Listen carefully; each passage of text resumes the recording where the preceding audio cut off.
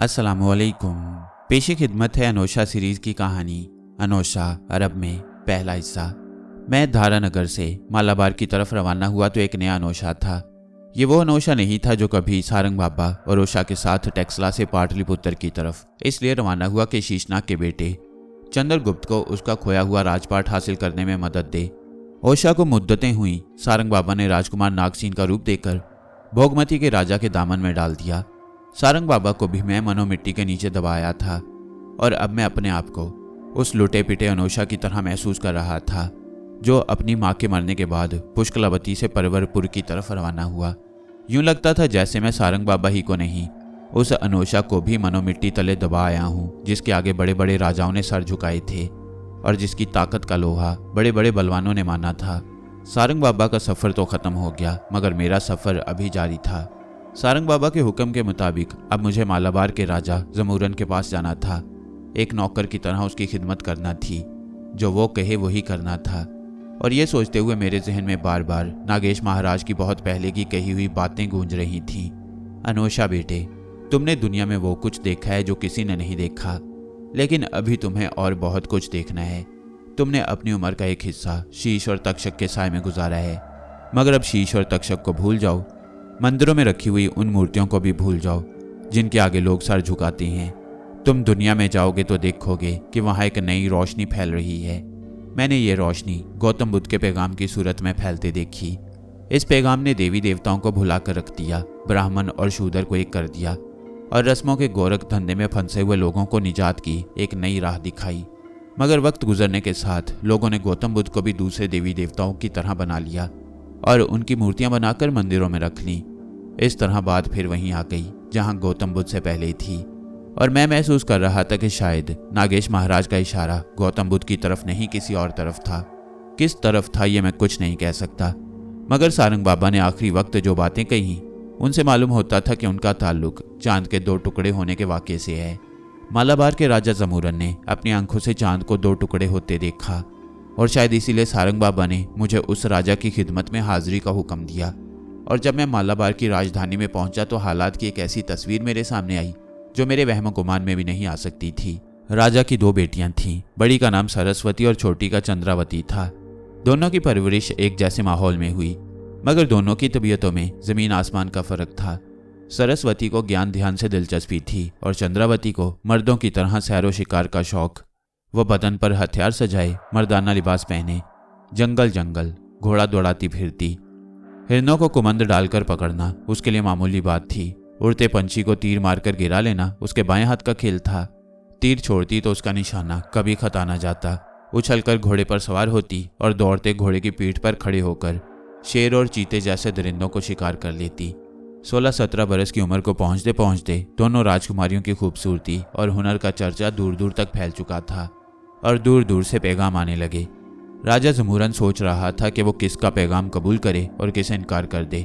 यूं तो ज्योतिषियों और नजूमियों ने राजा को बहुत पहले हिसाब लगाकर बता दिया कि वो राजकुमारी सरस्वती के लिए पूरब की तरफ से और राजकुमारी चंद्रावती के लिए पश्चिम की तरफ से बाहर आएगा, मगर उस हिसाब से बात साफ नहीं होती थी। राजा साफ साफ जानना चाहता था कि इस बारे में देवताओं की क्या मर्जी है। आखिर उसने सोमनाथ के मंदिर में जाने का फैसला किया। ये काठियावाड़ में समुंदर के किनारे था और सब मंदिरों से ज़्यादा मशहूर। कहा जाता था कि सोमनाथ सब देवताओं का बड़ा देवता है। दूसरे राजाओं की तरह मालाबार का राजा भी हर साल एक भारी रकम नजराने के तौर पर सोमनाथ के मंदिर में भेजता। लोगों का यह कीदा था कि मरने के बाद आदमी की रूह सोमनाथ की खिदमत में हाजिर होती है और सोमनाथ हर रूह को उसके पिछले अमलों के मुताबिक नया जिस्म अता करता है। जब कभी सूरज या चांद को ग्रहण लगता था तो उस मंदिर में 2.5 लाख के करीब आदमी जमा हो जाते और चढ़ावे चढ़ाकर मुरादें मांगते। बहुत से राजाओं ने कई कई गांव उस मंदिर के नाम कर रखे थे और इस तरह 2000 से ज़्यादा कस्बों और देहात की आमदनी उस मंदिर में पहुंचती। मंदिर में पूजा पाठ के लिए 2000 पुजारी हर वक्त मौजूद रहते। मंदिर के उस खास हिस्से की छत जिसके नीचे सोमनाथ का बुत रखा हुआ था 56 सतूनों पर कायम थी। बुत की लंबाई 5 गज थी, जिसमें से 2 गज जमीन के अंदर गड़ा हुआ था। मंदिर के पुजारी हर रोज रात के वक्त बुत को गंगा के ताज़ा पानी से धोते और इसके लिए 600 कोस दूर से गंगा का पानी लाया जाता। मंदिर के अंदर एक कोने से दूसरे कोने तक सोने की एक जंजीर लगी थी जिसका वजन 200 मन था। उस जंजीर में छोटी छोटी घंटियां लगी हुई थीं। जंजीर हिलाने पर घंटियां बजती तो उनकी आवाज़ सुनकर पुजारी पूजा पाठ के लिए हाजिर हो जाते। पुजारियों के अलावा मंदिर में 500 गाने नाचने वाली औरतें और 300 साजिंदे रहते। पुजारियों के सर और दाढ़ियां मोड़ने के लिए 300 नाई मुकर्रर थे। बहुत से राजा अपनी बेटियों को सोमनाथ की खिदमत के लिए भेज देते और ये लड़कियां अपनी तमाम उम्र मंदिर में गुजार देती। किसी राजा को कोई मुश्किल पेश आती तो वो सोमनाथ के मंदिर में कीमती नजराने भेजता और फिर सोमनाथ के सबसे बड़े पुजारी की तरफ से जो हुक्म या जवाब मिलता उस पर अमल करता। गौतम बुद्ध ने आकर यूं तो बहुत से देवी देवताओं का जोर तोड़ दिया, मगर सोमनाथ का जोर उसी तरह कायम था। और फिर जब लोगों ने खुद गौतम बुद्ध को भी दूसरे देवताओं की तरह पूजना शुरू कर दिया तो सोमनाथ के मंदिर में चढ़ावों की रेल पेल और भी बढ़ गई और मंदिर में करोड़ों रुपए का सोना चांदी और हीरे जवाहरात जमा हो गए। राजा जमूरन ने सोने चांदी और हीरे जवाहरात से भरे हुए कई थाल सोमनाथ के मंदिर में भेजे। ये नजराना कबूल करने के बाद सोमनाथ के महापुजारी ने सोमनाथ की तरफ से राजा जमूरन को जो जवाब दिया वो कुछ यूं था। राजकुमारी सरस्वती की सगाई कामरूप के राजकुमार से होगी और राजकुमारी चंद्रावती का शौहर वो बलवान होगा जो राजा की सवारी के बिगड़े हुए हाथी को सीधा करेगा। सोमनाथ के इस हुक्म के मुताबिक राजा जमूरन ने अपनी बेटी राजकुमारी सरस्वती की सगाई कामरूप के राजा अगरसीन के बेटे राजकुमार चतुरसेन से कर दी और राजकुमारी चंद्रावती के बारे में उस दिन का इंतजार करने लगा जब उसकी सवारी का हाथी बिगड़े और कोई बलवान उसे सीधा करे। सोमनाथ ने भारी नजराना लेने के बावजूद राजा जमूरन की सिर्फ आधी मुश्किल हल की, मगर जल्दी उसे मालूम हो गया कि मामला सुलझने की बजाय और उलझ गया है। सरस्वती को पूजा पाठ के सिवा और कोई काम ना था। उसका होने वाला शौहर चतुरसेन परले दर्जे का आवारा था। उसके दिन शतरंज और चौसर खेलने में कटते तो रातें नाच गाने में। उसके मन में पाप ही पाप और लोभ ही लोभ भरा हुआ था और नेक दिल सरस्वती ऐसे लक्षण रखने वाले राजकुमार को अपना शौहर तस्लीम नहीं कर सकती थी। चतुरसेन के मुतल्लिक ये बातें जब तक सुनी सुनाई थी तब तक राजा जमूरन ने उन्हें कोई खास अहमियत नहीं दी, मगर एक दिन भवानी दास नाम का एक व्यापारी रोता पीटता उसके दरबार में आया। देश देश व्यापार करता वो कामरूप चला गया। वो कामरूप की राजधानी की एक सराय में ठहरा हुआ था कि राजकुमार चतुरसेन ने दिन दिहाड़े उसका सब माल असबाब छीन लिया। भवानी दास ने राजा अगरसीन के दरबार में जाकर फरियाद की तो उसने एक न सुनी और धक्के देकर दरबार से निकलवा दिया। भवानी दास की दुख भरी फरियाद सुनकर राजा जमूरन के माथे पर बल पड़ गए, मगर दूसरे ही लम्हे उसका गुस्सा झाग की तरह बैठ गया। राजा अगरसीन उसका समधी था और राजकुमार चतुरसेन उसकी बेटी का होने वाला शौहर। उसने भवानी दास को उसके माल की कीमत अपने खजाने से दिलवा दी। भवानी दास राजा जमूरन को दुआएं देता हुआ चला गया। अगरचे भवानी दास के मामले में किसी शक की गुंजाइश न थी, फिर भी राजा जमूरन ने अपने बूढ़े वजीर जगदेव को हदायत की कि इस मामले की तहकीकात की जाए। जगदेव ने तहकीकात कराई तो पता चला कि भवानी दास ने जो कुछ बयान किया वो दुरुस्त था। इस पर राजा जमूरन ने कामरूप के राजा अगरसीन को लिखा कि राजकुमार चतुरसेन को सीधी डगर पर लाने का जतन किया जाए और अगर राजकुमार के लक्षण ठीक नहीं हो सकते तो सगाई को खत्म समझा जाए। राजा जमूरन के इस खत के जवाब में राजा अगरसीन ने लिखा कि राजकुमारी सरस्वती का ब्याह राजकुमार चतुरसेन के साथ जल्द से जल्द करके देवताओं की मर्जी पूरी की जाए। राजा जमूरन ने अगरसीन को समझाने की कोशिश की तो उसने ताव खाकर जंग की धमकी दे दी। इस धमकी से राजा जमूरन के तन बदन में आग सी लग गई। उसने अपने बूढ़े वजीर जगदेव को तलब किया और उससे पूछा, जगदेव जी, क्या हम कामरूप के बाज गुजार हैं या हमारी सरस्वती अगरसीन की बांदी? नहीं महाराज, जगदेव ने कहा, ऐसा कौन कहता है। हम चाहते हैं कि अगरसीन की इस धमकी का पूरा जवाब दिया जाए। राजा जमूरन ने बेचैनी से टहलते हुए कहा, अगरसीन को मालूम होना चाहिए कि हम मिट्टी के बने नहीं, ईंट का जवाब पत्थर से दे सकते हैं। जाओ और कामरूप पर चढ़ाई की तैयारी करो। बूढ़े वजीर ने दोनों हाथ जोड़कर बड़े अदब से कहा, हौसला खींचे महाराज, एक गलती का इलाज दूसरी गलती नहीं हुआ करती। क्या बकते हो? राजा जमूरन ने गुस्से से कहा, अगरसीन की धमकी ने हमारे दिल में आग लगा रखी है। हम चाहते हैं अभी फौज लेकर जाएं और सारे कामरूप को तहस नहस कर डालें। बूढ़े जगदेव ने थोड़ी देर खामोशी इख्तियार की, फिर कहने लगा, महाराज, आप जानते हैं कि यह सगाई सोमनाथ जी के हुक्म से हुई है, इसलिए कुछ करने से पहले ये जान लेना जरूरी है कि अब देवताओं की क्या मर्जी है। तुम शायद ठीक कह रहे हो, राजा जमूरन ने कहा, ऐसा ही होगा। हम एक बार फिर मालूम करते हैं कि अब सोमनाथ जी की क्या मर्जी है। राजा जमूरन के हुक्म पर एक बार फिर चांदी, सोने और हीरे जवाहरात से भरे हुए कई थाल सोमनाथ के मंदिर भेजे गए और यह नजराना कबूल करने के बाद सोमनाथ के महापुजारी ने सोमनाथ की तरफ से राजा जमूरन को जो जवाब दिया वो कुछ यूं था, राजकुमारी सरस्वती की सगाई कामरूप के राजकुमार से हो चुकी है। ये सगाई पक्की रहेगी। और राजकुमारी चंद्रावती का शौहर वही बलवान होगा जो राजा की सवारी के बिगड़े हुए हाथी को सीधा करेगा। राजा को चतुरसेन के लक्षणों की परवाह नहीं करना चाहिए। पूरे चांद की रात को एक नाग राजकुमारी सरस्वती के सामने आएगा। राजकुमारी को चाहिए कि उसके सामने माथा टेक दे। चतुरसेन अपने सारे बुरे लक्षण उसी वक्त छोड़ देगा। सोमनाथ के इस जवाब के बावजूद राजा जमुरून को इत्मीनान न हुआ। न उसे ये मालूम था कि उसकी सवारी का हाथी कब बिगड़ेगा और न ये कि उसे सीधा करने वाला बलवान कब और कहां से आएगा। सोमनाथ ने यह भी नहीं बताया कि वो नाग राजकुमारी सरस्वती के सामने किस महीने के पूरे चांद की रात को आएगा, जिसके सामने सरस्वती के माथा टेकते ही राजकुमार चतुरसेन के बुरे लक्षण खत्म हो जाएंगे।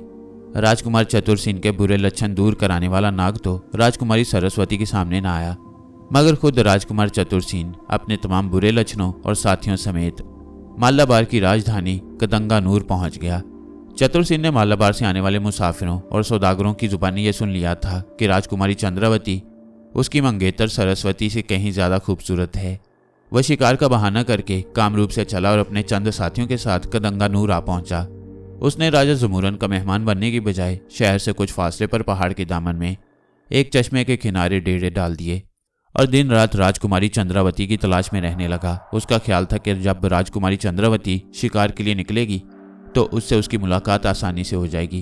उसके बाद क्या करना था ये उसने अपने साथियों को अच्छी तरह समझा दिया। राजकुमार चतुरसेन और उसके साथी मुंह अंधेरे ही भेष बदलकर शहर में आ जाते और राजकुमारी चंद्रावती के महल के आसपास मंडलाते रहते। चतुरसेन को ज्यादा देर इंतजार नहीं करना पड़ा। एक दिन के मौसम साफ और सुहाना था। चंद्रावती ने तीर कमान संभाली, हथियार बदन पर सजाए और अपनी 2 सहेलियों के साथ शिकार को निकल खड़ी हुई। चतुरसेन ने राजकुमारी को महल से निकलते देखा तो वो और उसके साथी पीछे पीछे हो लिए। राजकुमारी चंद्रावती अपनी 2 सहेलियों के साथ घोड़ा दौड़ाती एक ऐसी वादी में जा निकली जिसके दोनों तरफ ऊंचे ऊंचे पहाड़ थे। सामने एक बल खाती हुई नदी बह रही थी और नदी के साथ जानवरों से भरा हुआ जंगल था। राजकुमारी ने नदी के किनारे एक चट्टान के पास घोड़ा रोका और उसे एक पेड़ से बांध दिया। उसकी सहेलियां भी अपने घोड़े पेड़ों से बांधकर उसके पास आ खड़ी हुईं। उन्होंने तीरों से चंद मुर्गाबियों का शिकार किया और फिर आगे चल दी। राजकुमार चतुरसेन अपने साथियों के साथ उनका पीछा कर रहा था। लंबी लंबी घास से निकलकर राजकुमारी चंद्रावती उस जगह पहुंची जहां झाड़ियों और खुशबूदार जंगली फूलों की बहुतायत थी। तो राजकुमार चतुरसेन और उसके साथी एकदम उनके सामने आ गए और उन्होंने राजकुमारी को घेरे में ले लिया। राजकुमारी और उसकी सहेलियों ने तलवारें सौंत लीं और चतुरसेन पर टूट पड़ी। उनका हमला इतना अचानक था कि चतुरसेन अपने बचाव के लिए कई कदम पीछे हट गया। उसे पीछे हटते देखकर उसके साथियों ने भी तलवारें निकाल लीं और राजकुमारी और उसकी सहेलियों के मुकाबले पर आ गई। राजकुमारी चंद्रावती और उसकी सहेलियां यूं तो तलवार चलाने में बड़ी महारत रखती थीं, मगर एक तो औरत जात थी, दूसरे उनके मुकाबले में एक ना दो पूरे 11 मर्द थे। वह तलवार चलाते चलाते जल्द ही थक गईं। करीब था कि राजकुमारी चंद्रावती और उसकी सहेलियां निढाल होकर गिर पड़े कि एक नौजवान ना जाने किस तरफ से जाहिर हुआ और हमलावरों को ललकारता हुआ उन पर पिल पड़ा। उसकी तलवार में बिजली की सी तेजी और काट थी। जरा सी देर में उसने चतुरसेन और उसके साथियों को भागने पर मजबूर कर दिया। चतुरसेन और उसके साथी भाग गए तो राजकुमारी चंद्रावती ने अपने आप को संभाला और फिर उसकी नजर उस नौजवान पर पड़ी जिसने उसकी जान बचाई थी। वह लंबे कद और मजबूत जिस्म का था। राजकुमारी ने कहा, ए नौजवान, हम तुम्हारा शुक्रिया किस मुंह से अदा करें? तुमने हमें एक बहुत बड़ी मुसीबत से बचा लिया है। क्या मैं पूछ सकती हूँ कि तुम कौन हो और कहाँ से आए हो? नौजवान ने जवाब दिया, मैं अरब के एक कबीले ईलान के सरदार नसर का बेटा सोबान हूँ। यहाँ कैसे आना हुआ? मेरे चाचा कई बरस पहले मुझे अपने साथ सरांदीप श्रीलंका ले गए थे। वहाँ वो तिजारत करते थे और मैं उन्हीं के साथ वापस जा रहा हूँ। राजकुमारी की एक सहेली ने राजकुमारी की तरफ इशारा करते हुए कहा, ये राजकुमारी चंद्रावती हैं, हमारे राजा की छोटी बेटी। आओ हमारे साथ महल में चलो, जमुरून महाराज तुम्हें इनाम देंगे। सोबान बोला, मैंने तुम्हारी राजकुमारी पर कोई एहसान नहीं किया, बल्कि एक अरब की हैसियत से अपना फर्ज अदा किया है। इसके लिए मैं एक बार फिर तुम्हारा शुक्रिया अदा करती हूँ। राजकुमारी चंद्रावती ने कहा। महल में पहुंचकर राजकुमारी चंद्रावती ने अपने बाप को यह किस्सा सुनाया तो राजा जमुरून गुस्से से होंठ काटने लगा। देवताओं के हुक्म ने उसके हाथ पैर बांध दिए थे, इसलिए वो कुछ नहीं कर सकता था। राजकुमार चतुरसेन और उसके साथी अरब नौजवान सोबान के हाथों मार खाकर भाग गए तो सीधे अपने डेरे पर जाकर रुके। उन्हें उस नौजवान के हाथों अपनी शिकस्त का सख्त दुख था। चंद्रसेन ने तो ऐसी जिल्लत आज तक नहीं उठाई। वो और उसके साथी अरब नौजवान से बदला लेने की तदबीरें सोच रहे थे कि वो वाकया पेश आ गया जिसकी तरफ सोमनाथ के महापुजारी ने इशारा किया था। राजा जमूरन की खास सवारी का हाथी बिगड़ गया और मस्ती में आकर सारे कदंगा नूर में तबाही मचा दी। उसके डर से गलियां उजाड़ और बाजार सुनसान हो गए। राजमहल के महावतों ने उसे काबू में करने की बहुत कोशिश की, मगर उसके सामने किसी की पेश ना चली। राजा जमूरन जान गया कि सोमनाथ के महापुजारी ने जो बात कही थी वो पूरी होने वाली है। उसने सारे शहर में मुनादी करा दी कि जो देसी या परदेसी इस हाथी को काबू में कर लेगा, राजकुमारी चंद्रावती की शादी उसी से होगी। राजकुमार चतुरसेन ने यह मुनादी सुनी तो उसके सूखे धानों पानी पड़ गया और वो भी किस्मत आजमाने के लिए तैयार हो गया। उसे पूरा यकीन था कि वो मस्त हाथी पर काबू पाने में कामयाब हो जाएगा। कामरूप में उसने कई जंगली हाथियों को सधाया था और कई मुजोर हाथियों की सवारी की थी। वह समझता था कि उस हाथी को काबू में कर लेना तो एक मामूली ही बात है। वो अपने साथियों को लेकर शहर के उस चौक में आया जहां हाथी ने ऊधम मचा रखा था और तलवार सौंध कर एक कोने में दीवार से लगकर खड़ा हो गया। हाथी अपनी धुन में दीवारों पर टक्करे मारता करीब आया तो चतुरसेन ने तलवार से उसकी सूंड पर वार किया, मगर वार ओछा पड़ा। सूंड कटने की बजाय जरा सी जख्मी हो गई। हाथी ने एक जोर की चिंगाड़ मारी, चतुरसेन को अपनी सूंड में लपेटा और फिर बड़े जोर से एक तरफ को उछाल दिया। चतुरसेन की किस्मत अच्छी थी कि वह जमीन पर गिरने की बजाय एक दुकान के छज्जे पर गिरा। जमीन पर गिरता तो हड्डी पसली एक हो जाती। फिर भी वो खासा जख्मी हो गया। उसने दोबारा उठने की कोशिश की तो उठा ही ना गया। उसके साथियों ने घसीट कर उसे छज्जे पर से उतारा और मरहम पट्टी करा के अपने ठिकाने पर ले गए। चतुरसेन के बाद कई और पहलवानों ने हाथी को बस में करने की कोशिश की, मगर नाकाम रहे। हाथी दीवारों से टकरे मारता और छोटी बड़ी चीजों को सूंड में पकड़कर उछालता फिर रहा था। बहादुर से बहादुर शख्स को उसके करीब जाने का हौसला न था। इतने में अरब नौजवान सोबान अपने चंद अरब साथियों के साथ शहर में दाखिल हुआ। मुनादी की आवाज उसके कानों में भी पड़ी थी। मस्त हाथी को देखकर उसके दिल में एक लहर उठी। उसने नेजा हाथ में लिया और चौक के एक कोठे पर जा चढ़ा। पहाड़ सा हाथी दीवारों से टकरे मारता उस कोठे के नीचे आया तो सोबान झट छलांग लगाकर उसकी पीठ पर आ गया और नेजे से उसकी लहराती हुई सूंड पर वार करने लगा।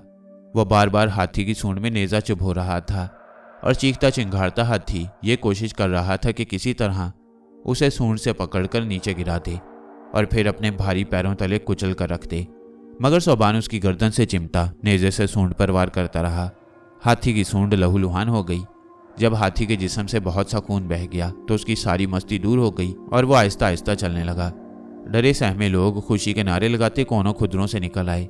राजा जमूरन को यह खबर मिली तो वो भी पालकी में सवार होकर उस जगह पहुंचा। उसने खुश होकर सोबान को सीने से लगाया और सोने चांदी के सिक्कों से भरा हुआ थाल उसके सर पर से वार कर गरीबों में बांट दिया। इसके बाद वो सोबान को पालकी में बिठाकर महल में ले गया और नजूमियों और पंडितों को बुलाकर कहा, सोमनाथ जी का कहा पूरा हो गया है। उनके हुक्म के मुताबिक राजकुमारी सरस्वती का ब्याह कामरूप के राजकुमार चतुरसेन से होना है और राजकुमारी चंद्रावती इस अरब नौजवान सोबान की बीवी बनेगी जिसने हमारी सवारी के मस्त हाथी को काबू में किया है। अब तुम हिसाब लगाकर बताओ कि दोनों राजकुमारियों के ब्याह के लिए मुबारक वक्त कौन सा है। नजूमी और पंडित अपनी अपनी पोथियां खोलकर हिसाब लगाने बैठे। कई दिन तक हिसाब लगाते रहे। ना जाने सितारों की चाल में क्या गड़बड़ थी कि एक नजूमी का हिसाब दूसरे नजूमी से मिल ही नहीं रहा था और वो ये फैसला नहीं कर पा रहे थे कि राजकुमारियों के ब्याह के लिए कौन सा दिन और वक्त अच्छा रहेगा। नजूमियों को उलझन में पड़े देखकर खुद राजा जमूरन भी उलझन में पड़ गया। देवताओं का कहा तो पूरा हो चुका था और अब राजकुमारियों के ब्याह में कोई रुकावट नहीं होना चाहिए थी, मगर अभी चतुरसेन ने अपने बुरे लक्षण नहीं छोड़े थे। उसके बुरे लक्षण छुड़ाने वाला नाग राजकुमारी सरस्वती के सामने नहीं आया था। जब तक वो नाग सरस्वती के सामने नहीं आता और सरस्वती उसके सामने माथा नहीं टेक देती, तब तक राजकुमारी चतुरसेन के बुरे लक्षण दूर नहीं हो सकते थे। और जब तक चतुरसेन के बुरे लक्षण दूर नहीं होते, सरस्वती उसे अपना शौहर मानने पर राजी नहीं हो सकती थी। राजा जमूरन का दिल बुझ सा गया। ना जाने पूरे चांद की वो रात कौन से महीने आएगी जब देवताओं का ये कहा पूरा होगा। अचानक उसे ख्याल आया कि 3 दिन बाद ही तो पूरे चांद की रात है। हो सकता है देवताओं का कहा उसी रात पूरा हो जाए और वो नाग सरस्वती के सामने आ जाए। मगर पूरे चांद की रात को राजा जमूरन ने वो मंजर देखा जो कभी उसके वहमों गुमान में भी नहीं आ सकता था। वो अपने महल की छत पर खड़ा था। उसने देखा कि आसमान पर आबोताब से चमकता हुआ चांद अचानक 2 टुकड़े हो गया है। पहले तो उसने इसे अपनी निगाहों का वहम समझा, मगर यह वहम न था। चांद वाकई 2 टुकड़े हो गया था। एक टुकड़ा महल के एक तरफ नजर आ रहा था और दूसरा टुकड़ा दूसरी तरफ। दोनों टुकड़े थोड़ी देर के लिए अलग अलग रहे और फिर आपस में जुड़कर एक हो गए। अगले दिन राजा ने फिर नजूमियों और पंडितों को अपने दरबार में तलब किया। चांद के 2 टुकड़े होने का वाक़या उन्हें बताया और कहा, हम ये जानना चाहते हैं कि चांद के 2 टुकड़े होने का क्या मतलब है। तुम इसके लिए जितनी मोहलत चाहो ले सकती हो। हम महाराजा हरिशवर्धन की मजलिस में शरीक होने के लिए कनौज जा रही हैं। हमारी वापसी तक तुम्हें मोहलत ही मोहलत है। और फिर वो अपने बूढ़े वजीर जगदेव से कहने लगा, जगदेव जी, जब तक हम वापस नहीं आते राजपाट का सारा काम तुम्हें संभालना है।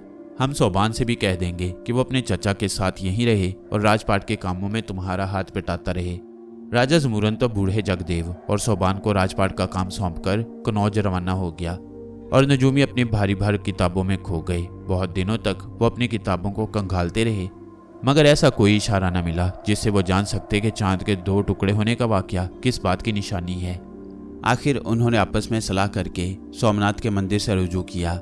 उनमें से एक नजूमी सोने का एक थाल लेकर मंदिर गया, मगर नजराना कबूल करने के बाद सोमनाथ के महापुजारी ने सोमनाथ की तरफ से सिर्फ ये जवाब दिया, शामिल द्वीप। ये सोबान के मुल्क अरब का वो नाम था जो हिंदुस्तान की मुकद्दस किताबों में आया था। इससे यह इशारा मिलता था कि चांद के 2 टुकड़े होने के वाक़े का ताल्लुक शामिल द्वीप से है। इस इशारे ने नजूमियों और पंडितों को राह दिखाई। चंद माह बाद राजा जमूरन कनौज से वापस आया तो एक बूढ़े पंडित ने राजा को उस जवाब से आगाह किया जो सोमनाथ की तरफ से मिला था। फिर कहने लगा, महाराज, हमारी मुकद्दस किताबों में लिखा है कि जब हमारा देश छोटी छोटी सल्तनतों में बंट जाएगा और पाप बढ़ जाएंगे तो दुनिया में खुदा का एक नबी आएगा और धरती का बोझ हल्का करेगा। ऐसा मालूम होता है कि वो पाक नबी जाहिर हो चुका है और उसी ने चांद को 2 टुकड़े करके दिखाया है। एक और पंडित कहने लगा, महाराज, ये वही नबी मालूम होते हैं जिनके मुतालिक हमारी किताबों में खबर दी गई है कि वो आखिरी ज़माने में शामिल द्वीप में पैदा होंगे।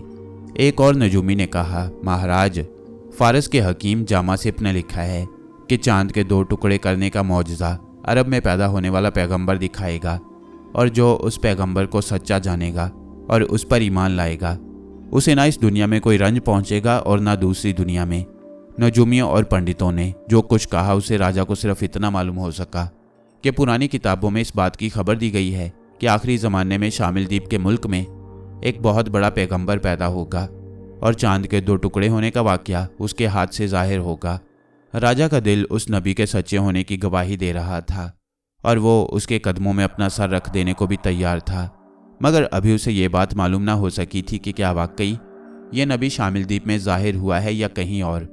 सोबान अगरचे उसी अरब देश का रहने वाला था, मगर उसे भी इस बारे में कुछ मालूम ना था। वो तो कई बरस पहले अपने चचा के साथ सरांदीप चलाया था और उसके साथ अरब वापस जाते हुए मालाबार में चंद दिन के लिए रुक गया था। अब राजा को सोबान के चचा की वापसी का या अरब से आने वाले किसी ऐसे शख्स का इंतज़ार था जो उसे उस नबी के बारे में ठीक ठीक बातें बता सके। जब राजा जमूरन ने कनौज जाने से पहले राजपाट के इंतज़ाम में अपने बूढ़े वजीर जगदेव के साथ सोबान को शरीक किया तो राजकुमार चतुरसेन जलकर कोयला हो गया। यह उसकी बहुत बड़ी तौहीन थी, मगर उसे मालूम था कि राजा पर सोबान का जादू चल चुका है। उसे साफ दिखाई दे रहा था कि सोबान के जीते जी वो अपने मकसद में कामयाब नहीं हो सकता। वो अपने जी में ठान चुका था कि सोबान को ठिकाने लगाए बगैर चैन से नहीं बैठेगा, मगर यह भी जानता था कि वो ना तो सोबान को शिकस्त दे सकता है और ना किसी और तरीके से उसे राजा की नज़रों से गिरा सकता है। और फिर बात सिर्फ इतनी ही नहीं थी, सोबान का जानी दुश्मन होने के बावजूद वो सोबान के कत्ल का इल्ज़ाम अपने सर नहीं लेना चाहता था। इससे उसके रास्ते में कई मुश्किलात पैदा हो सकती थीं। इसके बजाय वो कोई ऐसा रास्ता इख्तियार करना चाहता था कि सांप भी मर जाए और लाठी भी सलामत रहे। आखिर अपने साथियों की सलाह से उसने इस काम के लिए किसी जादूगर का सहारा लेने का फैसला किया। राजकुमार चतुरसेन और उसके साथी बहुत दिनों तक किसी अच्छे जादूगर की तलाश में रहे। जादू टूने करने वालों की मालाबार में भी कमी नहीं थी, मगर वो मालाबार के किसी जादूगर पर भरोसा नहीं कर सकते थे। दूर दूर घूम फिरकर आखिर चतुरसेन के एक साथी ने एक ऐसे जादूगर का पता चलाया जो डंडक के पहाड़ी जंगलों के अंदर एक गार में रहता था। उस गार में रहते उसे 40 साल हो गए थे। हवा में परिंदों की तरह उड़ना और खड़ाऊं पहनकर पानी पर चलना उसके लिए मामूली बात थी। नामुमकिन से नामुमकिन काम वो चुटकियों में कर डालता। राजकुमार चतुरसेन उस जादूगर के ये कमाल सुनकर बहुत खुश हुआ और फिर एक दिन अपने 2 साथियों को लेकर जादूगर के ठिकाने पर जा पहुंचा। उसने अपने साथियों को गार के दरवाजे पर ही छोड़ा और खुद सोने के सिक्कों से भरी एक थैली लेकर अंदर दाखिल हुआ। गार के अंदर जादूगर आलती पालती मारे आंखें बंद किए बैठा था। सामने जमीन पर एक इंसानी खोपड़ी पड़ी थी। गार की दीवारों पर कई इंसानी पिंजर और जानवरों के ढांचे लटक रहे थे। जादूगर के ऐन सामने गार की छत पर कुछ तलवारें और नेज़े लटक रहे थे। और भी ऐसी कई चीजें थीं जो जादूगर और उसके गार को डरावना बना रही थीं। राजकुमार चतुर सिंह ने जाते ही सोने के सिक्कों की थैली जादूगर के सामने रख दी और बाअदब होकर बैठ गया। जादूगर आंखें बंद किए मुंह ही मुंह में किसी मंत्र का जाप कर रहा था। चतुर सिंह इंतजार करने लगा कि वो जाप खत्म करके आंखें खोले तो अपनी मुश्किल बयान करे। कुछ देर बाद जादूगर का जाप खत्म हुआ। उसने आंखें खोली और राजकुमार चतुर सिंह की तरफ देखा। चतुर सिंह सर से पांव तक कांप गया। जादूगर की लाल लाल अंगारा सी आंखों का सामना करने की हिम्मत उसमें नहीं थी। वह बेख्तियार उसके कदमों में गिर गया। महाराज, मेरे लिए कुछ कीजिए। जादूगर ने एक नज़र सोने के सिक्कों की थैली पर डाली और फिर रोबदार आवाज में बोला, क्यों आए हो? चतुर सिंह ने जल्दी जल्दी सारी बात कह डाली। जादूगर बोला, अभी लो, अभी सारा काम हुआ जाता है। ये कहते हुए उसने कोई मंत्र पढ़ा और छत में लटकी हुई एक तलवार की तरफ फूंक मारी। तलवार अपने आप नियाम से निकली और मालाबार की तरफ रवाना हो गई। जादूगर आंखें बंद करके फिर किसी मंत्र का जाप करने लगा। कुछ ही देर में अचानक गार के बाहर दो आदमियों की चीखें गूंज गईं और इसके साथ ही यूं छन से आवाज आई जैसे कोई चीज पत्थर पर गिरकर टूट गई हो।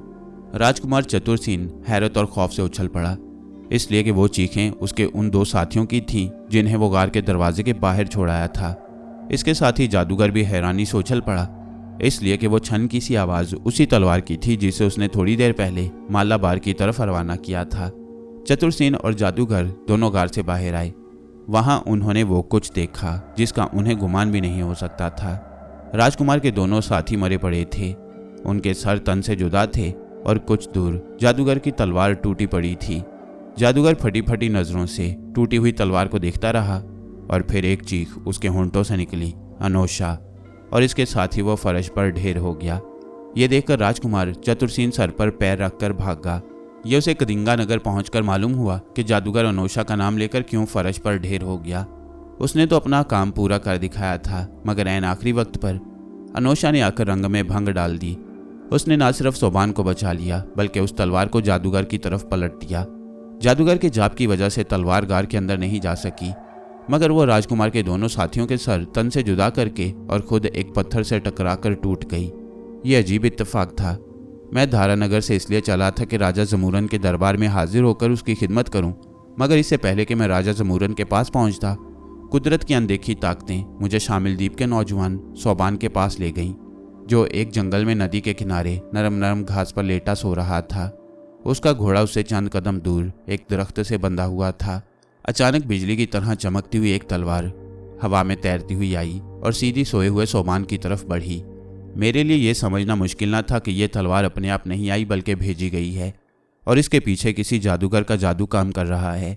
मैंने अपनी जगह से एक छलांग लगाई और सोबान के पास पहुंचकर उसके गिर्द फूंक से एक हल्का खींच दिया। तलवार हवा में तैरती हुई आई, मगर सोबान से कोई 4 हाथ ऊपर ही रुक गई।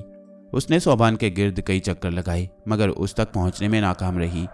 मेरी फूंक के हल्के ने सोबान को अपनी पनाह में ले लिया और उस हल्के को तोड़ना तलवार के लिए मुमकिन न था।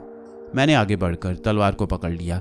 वह मेरे हाथ से निकलने की कोशिश करने लगी, मगर मैंने उसे मजबूती से पकड़े रखा और फिर गौर से देखा।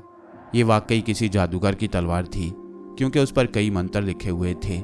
मैंने तलवार पर थूक दिया और फिर कहा, जा, जहाँ से तू आई है वहीं वापस चली जा, और जिस काम के लिए यहाँ आई थी वो काम वहीं जाके कर। ये कहकर मैंने तलवार को हवा में उछाल दिया और वो जिस तरफ से आई थी उसी तरफ को चली गई। और फिर वो कुछ हुआ जो राजकुमार चतुर सिंह ने जादूगर के गार के बाहर देखा, और जिसे देखते ही वो सर पर पांव रखकर भाग खड़ा हुआ। तलवार के वापस जाने के जरा देर बाद सोबान आंखें मलते हुए उठ बैठा और अपने आप से कहने लगा, तौबा तौबा, कैसा डरावना ख्वाब था। क्या तुम ये ख्वाब देख रहे थे कि एक तलवार हवा में तैरती हुई आई है और तुम्हारे गिर्द चक्कर काट रही है? ये अल्फाज सुनकर सोबान हैरत से उछल पड़ा। चंद लम्हे वो हैरानी से मुझे देखता रहा और फिर आगे बढ़कर मेरे हाथ थाम लिए। हाँ, मैं यही ख्वाब देख रहा था, उसने कहा। वो ख्वाब नहीं, हकीकत थी, मैंने कहा। सचमुच एक तलवार हवा में तैरती हुई आई। उसे किसी जादूगर की तरफ से तुम्हारा काम तमाम करने के लिए भेजा गया। तुम्हारी किस्मत अच्छी थी कि मैं ऐन वक्त पर इधर आ निकला।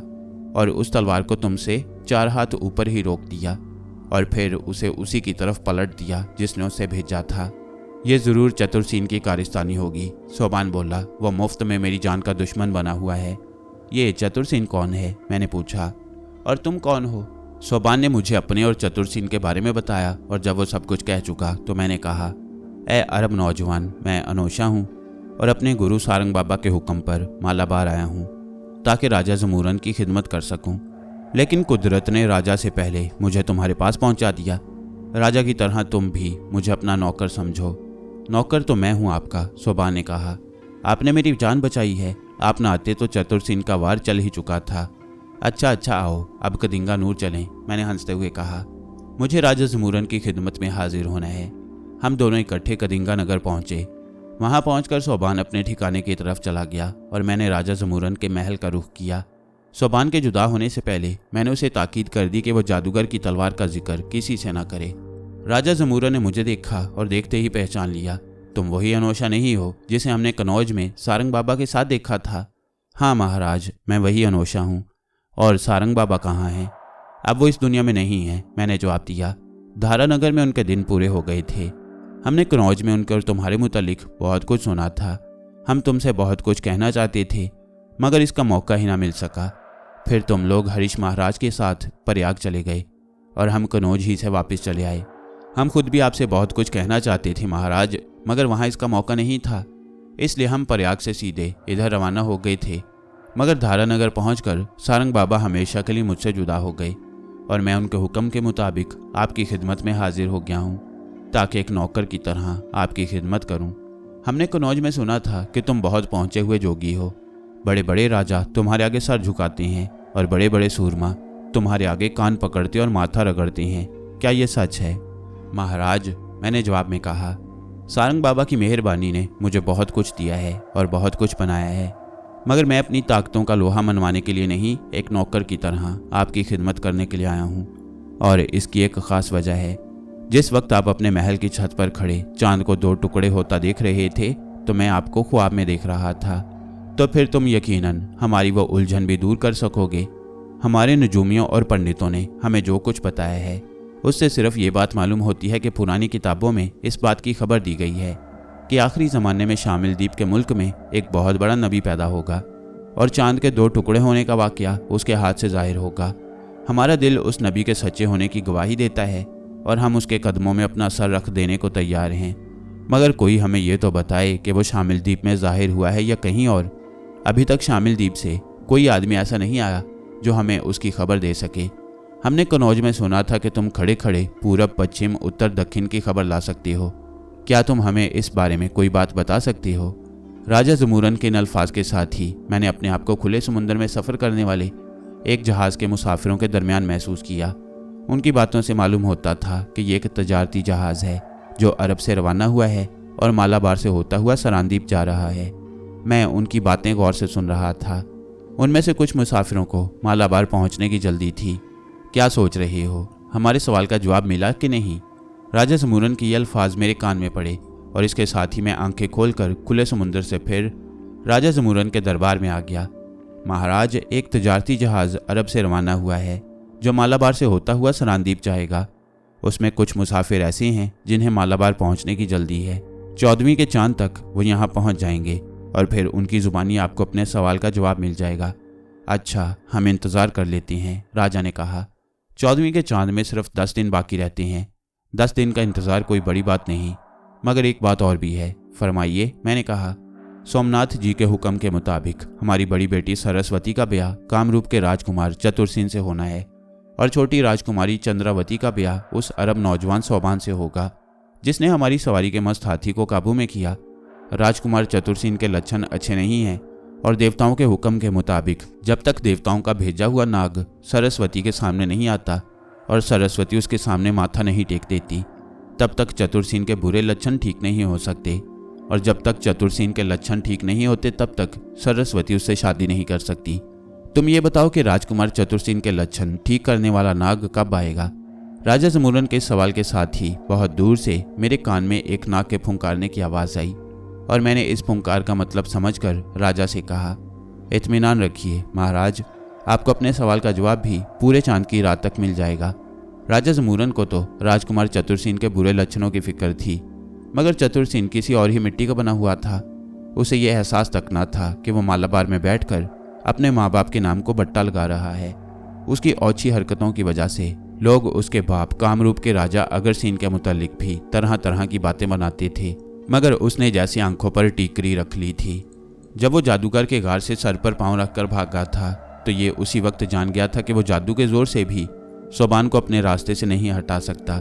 उसे ये भी मालूम हो गया था कि ना सिर्फ सोबान उसके वार से बच निकला है, बल्कि अब उसे अनोशा जैसे जोगी की पनाह मिल गई है। मगर वो भी एक ही ढीठ था। उसने अब एक ऐसा खौफनाक कदम उठाने का फैसला किया जिसके मुतालिक इससे पहले उसने सोचा भी नहीं था। एक रोज़ की बात है, मैं चंद पढ़े लिखे लोगों और आलिमों की मजलिस में बैठा था। ये लोग और बातों के अलावा ख्वाब की ताबीर का इल्म भी जानते थे। मैंने उनको अपना वो ख्वाब सुनाया जो अभी एक दिन पहले ही देखा था। मैंने देखा था कि आसमान से एक रस्सी जाहिर हुई।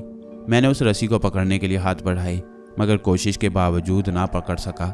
मेरे ये ख्वाब सुनकर उन लोगों ने उसकी ये ताबीर बताई कि आसमान से जाहिर होने वाली रस्सी से मुराद आखिरी ज़माने के वो पाक नबी हैं जो अनकरीब जाहिर होने वाले हैं, और तुम्हारा रस्सी को पकड़ ना सकने का मतलब ये है कि तुम उनको नहीं पा सकोगे। मैंने ये ख्वाब अपनी औलाद को सुनाया है और उसकी ताबीर भी बताई है। अब कि मैं इस दुनिया से रुखसत हो रहा हूँ तो अपनी तमाम औलाद को जो मेरे सामने मौजूद है और जो मौजूद नहीं है, ये वसीयत करता हूँ कि अगर वो आखिरी ज़माने में ज़ाहिर होने वाले नबी को पाएँ तो सच्चे दिल से उस पर ईमान लाएं और उसका दीन कबूल करें कि इसी में उनकी भलाई है। ठीक पूरे चांद की रात को अरब से आए हुए चंद ताजिर राजा जमूरन के महल में मौजूद थे और उसे शामिल द्वीप में जाहिर होने वाले खुदा के उस आखिरी नबी के मुतालिक बता रहे थे। उन ताजिरों के सरदारों की हैसियत से सोबान के चचा ने अपने बाप की ये वसीयत राजा को सुनाई। फिर उसने कहा, ए राजा, मेरा अपना वक्त तो ज़्यादातर अरब से बाहर सरानदीप और दूसरे मुल्कों में तिजारत करने में गुजरा है, मगर मेरे बड़े भाई आखिरी वक्त अपने वालिद की खिदमत में मौजूद रहे। वालिद की ये वसीयत उन्हीं के ज़रिए मुझ तक पहुंची है और उन्हीं के हुक्म पर अब मैं अपने भतीजे सोबान को लेने आया हूँ ताकि हम में से कोई ईमान की दौलत से महरूम न रह जाए। ए राजा, एक वक्त था कि हम जाहलियत के अंधेरे में भटक रहे थे, बुतों को पूजते थे, मुर्दार खाते थे और बुरे काम करते थे। हमें जो ताकतवर थे वो कमज़ोरों को ऐसे निकल जाते थे जैसे बड़ी मछली छोटी मछली को हड़प कर जाती है। फिर अल्लाह ताला ने हम में से ही एक शख्स को हमारे लिए नबी बनाकर भेजा। उनका नाम मोहम्मद सल्लल्लाहु अलैहि वसल्लम है और वो अब्दुल्ला बिन अब्दुल मुत्तलिब के बेटे हैं और उनकी माँ का नाम आमना रज़ी अल्लाह ताला अन्हा है। वो ऐसे शख्स हैं जिनके ख़ानदान ईमानदारी और शराफत को लोग पहले से जानते हैं। उन्होंने हमें एक अल्लाह की तरफ दावत दी और फरमाया कि अल्लाह के साथ किसी को शरीक ना करो, बुतों की पूजा करना छोड़ दो, सच बोलो और अमानत में ख़यानत ना करो, रिश्तेदारों का हक अदा करो और अपने पड़ोसियों के साथ अच्छा सलूक करो, हराम चीज़ों से बचो, एक दूसरे का खून ना बहाओ, धोखा और फरेब ना करो और यतीमों का माल ना मारो। उन्होंने नमाज पढ़ने, रोज़ा रखने और ज़कात देने का भी हुक्म दिया है और ये हर उस शख्स के लिए ज़रूरी है जो उन्हें सच्चा जाने और कलमा पढ़कर उन पर ईमान लाए। कलमे का क्या मतलब है? राजा जमूरन ने पूछा। ए राजा, इसका मतलब यह है कि सिवाय अल्लाह के और कोई इबादत के लायक नहीं और हज़रत मोहम्मद सल्लल्लाहु अलैहि वसल्लम अल्लाह के रसूल हैं। तुम्हारी बातें सुनकर मेरा दिल गवाही देता है कि ये वही नबी हैं जिनका जिक्र हमारी किताबों में आया है। मगर ये तो बताओ, क्या उन्होंने चांद को 2 टुकड़े किया था? हाँ, सोबान के चचा ने जवाब दिया। ए राजा, जब खुदा के पाक नबी ने लोगों को खुदा की तरफ बुलाना शुरू किया तो वो लोग जो बुतों की पूजा करते थे आप सल्लल्लाहु अलैहि वसल्लम के दुश्मन हो गए और आपको सताने और दुख देने लगे। मगर इसके बावजूद आप सल्लल्लाहु अलैहि वसल्लम पर ईमान लाने वालों की तादाद बढ़ती गई। फिर एक रात कबीला कुरैश के चंद बड़े लोग जो बुतों को पूजने में सबसे आगे थे आप सल्लल्लाहु अलैहि वसल्लम के पास आए और कहने लगे कि अगर आप सल्लल्लाहु अलैहि वसल्लम सच्चे हैं तो चांद को 2 टुकड़े करके दिखाएं। आप सल्लल्लाहु अलैहि वसल्लम ने फरमाया कि अगर मैं ऐसा कर दूं तो क्या तुम ईमान ले आओगे? उन्होंने कहा कि हाँ। इस पर आप सल्लल्लाहु अलैहि वसल्लम ने अल्लाह से दुआ की और जब चांद की तरफ इशारा किया तो वो 2 टुकड़े हो गया। दोनों टुकड़े इतने फासले पर थे कि हिरा का पहाड़ उनके दरमियान दिखाई देता था।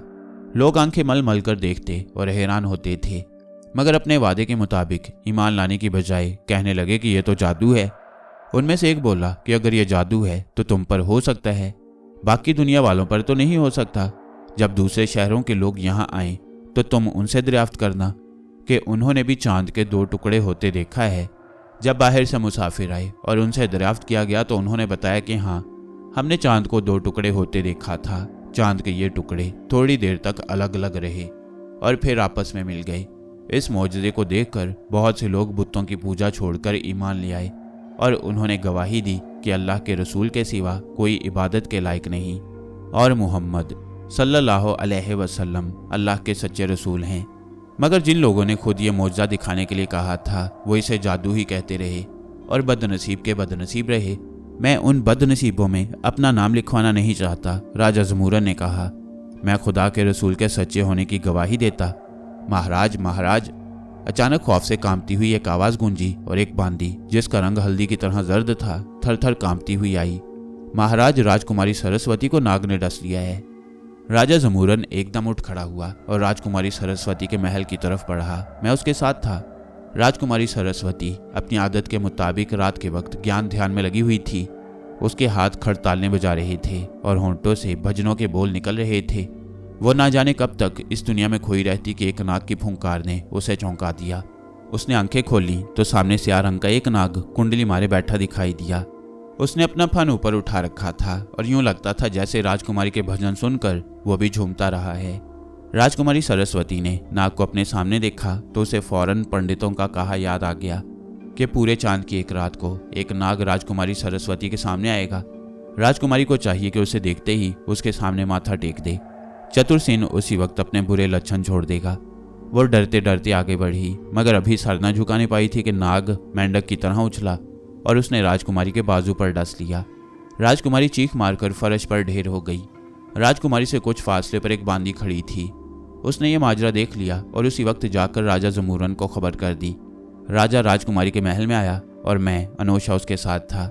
इसलिए नहीं कि राजा ने मुझे अपने साथ आने का हुक्म दिया था, बल्कि इसलिए कि मुझे सारंग बाबा की तरफ से उसकी खिदमत का हुक्म मिला था। राजकुमारी फर्श पर पड़ी बुरी तरह तड़प रही थी। महल की बांदियां उसके गिर्द जमा थीं और उनके चेहरे गम और फिक्र की तस्वीर बने हुए थे।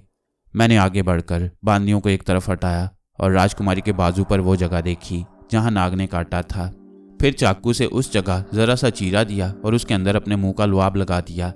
घबराइए नहीं महाराज, कुमारी सरस्वती अभी ठीक हो जाएगी। और वाकई थोड़ी ही देर बाद राजकुमारी सरस्वती ठीक होकर उठ बैठी। यूं लगता था जैसे किसी नाग ने उसे काटा ही नहीं। राजा ज़मूरन ने आगे बढ़कर मेरे हाथ थाम लिए।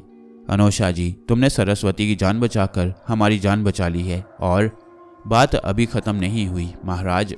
मैं इस नाग से ज़रा 2 बातें करना चाहता हूँ जिसने कुमारी सरस्वती को डसा था। वो अब यहाँ कहाँ होगा? वो तो कब का सोमनाथ पहुँच गया होगा। शुक्र है कि आज देवताओं का कहा पूरा हो गया। मगर मैं ये नहीं समझ सका कि उस नाग ने सरस्वती बेटी को डसा क्यों। आपके सवाल का जवाब अभी मिल जाता है महाराज। ये कहकर मैंने बीन संभाली और महाताली की धुन छेड़ दी। मालाबार समुंदर के किनारे था और समुंदर के किनारे रहने वालों के लिए नाग और सपेरे कोई अनोखी शैना थे। इससे पहले ना जाने कितने सपेरों ने मुख्तलिफ मौक़ों पर राजमहल में बीन बजाई होगी, मगर महाताली उनके लिए भी एक बिल्कुल नई चीज़ थी। महाताली सुनकर राजा ज़मूरन और आसपास खड़ी बांदियाँ ही नहीं, खुद राजकुमारी सरस्वती भी एक मस्त नागिन की तरह झूमने लगी। मुझे महाताली की धुन बजाते थोड़ी ही देर हुई थी कि किसी नाग के फुंकारने की आवाज़ आई। मैं हाजिर हो गया हूँ अनोशा जी। मैंने बीन होंठों से हटाकर देखा। मेरे सामने काला नाग कुंडली मारे बैठा था और उसका फन ऊपर को उठा हुआ था। नाग को देखकर वही बांदी जिसने राजा को खबर की थी एकदम चीख उठी। ये वही नाग है महाराज, इत्मीनान रखिए, अब ये किसी को कुछ नहीं कहेगा। मैंने कहा, मैंने इसे सिर्फ इसलिए बुलाया है कि इसके साथ 2 बातें कर सकूं। ये कहते हुए मैंने नाग की तरफ एक कदम बढ़ाया और कहा, हाँ तो नाग देश के राजकुमार, ज़रा इधर आओ मेरे पास। नाग सिरकता हुआ मेरे कदमों के पास आ गया। मैंने झुककर उसे उठा लिया और फिर उसके बदन पर हाथ फेरते हुए बोला, हाँ तो ठीक बताना, कुमारी सरस्वती को डसने वाले तुम ही थे? हाँ महाराज, नाग ने अपने फन के इशारे से जवाब दिया। तुम्हें सोमनाथ जी ने भेजा था? मैंने पूछा। नहीं, नाग ने सर हिलाकर जवाब दिया। तो फिर किसने भेजा था? मेरे इस सवाल के जवाब में नाग ने हल्की सी शूं के साथ जवाब दिया, राजकुमार चतुरसेन ने। नाग का ये जवाब मैंने तो सुन लिया, मगर जाहिर है कि राजा राजकुमारी सरस्वती और उसकी बांदियों को ये जवाब मालूम नहीं हो सकता था। इसलिए मैंने राजा जमूरन से कहा, इस नाग को यहाँ लाने वाला राजकुमार चतुरसेन था। वो इस नाग के जरिए कुमारी सरस्वती की जान लेना चाहता था, लेकिन क्यों? राजा जमूरन ने हैरानी से कहा, सरस्वती बेटी तो देवताओं के हुक्म के मुताबिक चतुरसेन की होने वाली बीवी थी। उसने सरस्वती की जान लेने की कोशिश क्यों की? अभी मैं कुछ कह ना पाया था कि खौफ से कांपती हुई एक आवाज कमरे में गूंजी, महाराज, महाराज। सबने एकदम पलटकर उस तरफ देखा। एक बांदी खौफ से थर थर कांपती हुई राजा जमूरन के सामने आ गिरी और हाथ जोड़कर कहने लगी, महाराज, राजकुमारी चंद्रावती जी को चतुरसेन और उसके साथी उठाकर ले गए हैं। और मुझे यूं लगा जैसे कुदरत ने राजा जमूरन के सवाल का जवाब दे दिया है। राजकुमार चतुरसेन ने वाकई बड़ा खौफनाक कदम उठाया था। उसने एक ही तीर से दो शिकार करने की कोशिश की थी। उसने किसी न किसी तरह एक जहरीला नाग सरस्वती के कमरे में पहुंचा दिया। नाग के जहर के मुतल्लिक उसे इत्मीनान था कि सरस्वती ज्यादा देर नहीं जी सकेगी और इस तरह उसे ज्ञान, ध्यान और पूजा पाठ करने वाली उस सरस्वती से छुटकारा मिल जाएगा, जिसे जिंदा रहने की सूरत में देवताओं के हुक्म के मुताबिक उसकी बीवी बनना था। इसके साथ ही उसने सरस्वती के डसे जाने की खबर से पैदा होने वाली अफरा तफरी से भी भरपूर फायदा उठाया और जिस वक्त राजमहल के हर छोटे बड़े का ध्यान सरस्वती की तरफ था, वो और उसके साथी हथियार बंद होकर आए और राजकुमारी चंद्रावती को उसके महल से जबरदस्ती उठाकर ले गए। हम भागम भाग राजकुमारी चंद्रावती के महल में पहुंचे। सारा महल भाएं भाएं कर रहा था। पहरेदारनियों और बांदियों के हाथ पांव बंधे पड़े थे। हर एक के मुंह में कपड़ा ठूंस दिया गया था। एक बांदी ना जाने किस तरह बच बचाकर राजा जमूरन तक पहुंचने में कामयाब हो गई। राजा ने अपना सर पीट लिया और बोला, ये क्या हो गया? क्या देवता मुझसे नाराज हो गए हैं? घबराइए नहीं महाराज, मैंने कहा, हौसला कीजिए, कुमारी चंद्रावती अभी मिल जाएगी। और इन अल्फाज के साथ मैंने अपने आप को एक पहाड़ी की चोटी पर खड़े महसूस किया। मैंने अपने चारों तरफ नजर डाली। नीचे वादी में 8-9 घुड़सवार जा रहे थे। एक सवार ने अपने घोड़े पर एक लड़की को डाल रखा था। लड़की के हाथ पैर बंधे हुए थे और उसके मुंह पर कपड़ा बंधा हुआ था। मैंने वहीं से एक छलांग लगाई और सामने पहुंचकर उनका रास्ता रोक लिया। ठहरो! मुझे अचानक यूं अपने सामने देखकर वो लोग सटपटा से गए और घोड़ों की बागें रोक लीं। मैंने कड़क कर कहा, कौन हो तुम और इस लड़की को कहाँ से उठा कर लाए हो? महाराज, ये तो मेरी बीवी है, एक घुड़सवार ने कहा। मैं इसे देख सकता हूँ? मैंने पूछा। ये भी खूब कही, हट जाओ मेरे सामने से। घोड़े की टापों तले आ गए तो हड्डी पसली एक हो जाएगी। ये कहकर उसने अपने घोड़े को आगे बढ़ाया तो मैंने जल्दी से फूंक मारकर उसके चारों तरफ आग का हल्का बना दिया। कामरूप के राजकुमार, मैंने कहा, तुम जानते हो कि तुम झूठ बोल रहे हो। तुमने मालाबार में आकर अपने माँ बाप का नाम खूब रोशन किया। कान खोलकर सुन लो, जब तक तुम इस लड़की को इसके बाप के हवाले नहीं कर देते उस वक्त तक तुम और तुम्हारे साथी आग के इस हल्के से नहीं निकल सकते। अपने इर्द गिर्द आग का हल्का देखकर चतुरसेन और उसके साथियों का सारा नशा हिरन हो गया।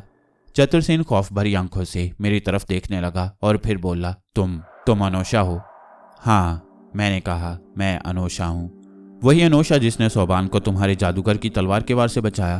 तुमने यहाँ आकर एक से एक बढ़कर कमीनी हरकत की है, लेकिन जो कुछ तुम अब कर रहे हो उससे खुद कमीनगी को भी तुमसे शर्म आने लगी होगी। सरस्वती को डसने वाला नाग मेरे बाएं हाथ में था। मैंने अपना बायां हाथ ऊपर करते हुए कहा, ये नाग देख रहे हो चतुरसेन, ये वही नाग है जिससे तुमने सरस्वती को खत्म करना चाहा।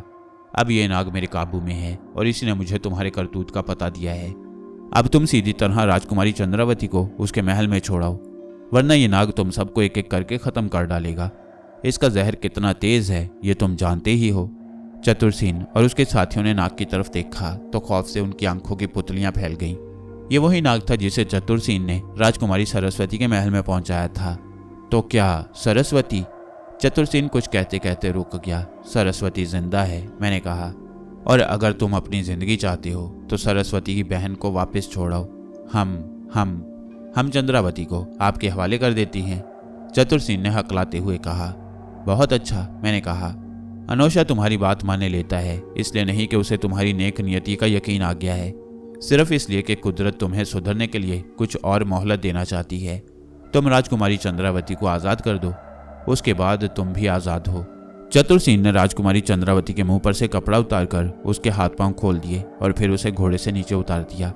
चंद्रावती के घोड़े से नीचे उतरते ही आग का हल्का गायब हो गया। इसके साथ ही चतुरसेन और उसके साथी घोड़े सरपट दौड़ाकर यूं हवा हो गए जैसे कोई बहुत बड़ी फौज उनका पीछा कर रही हो।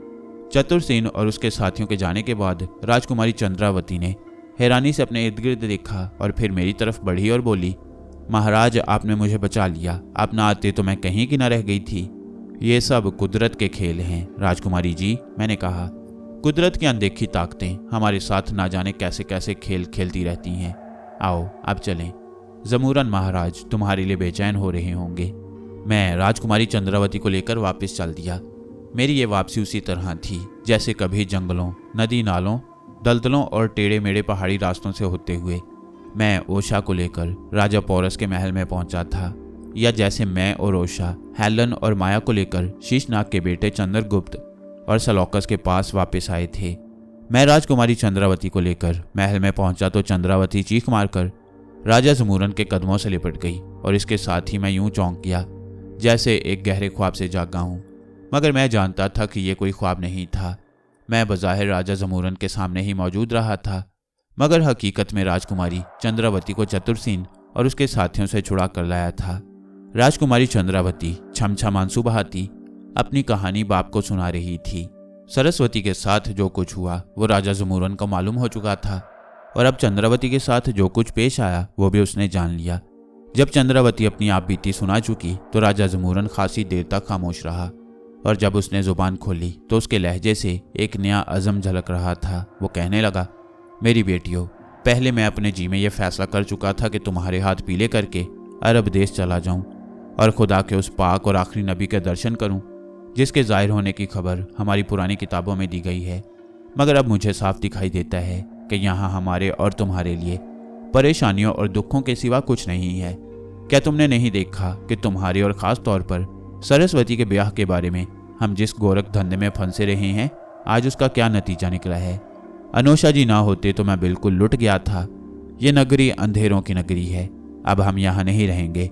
इस अंधेर नगरी से निकलकर उजालों की नगरी शामिल द्वीप जाएंगे। और राजा जमूरन ने जितनी तेजी से यह फैसला किया था उतनी ही तेजी से उस पर अमल भी किया।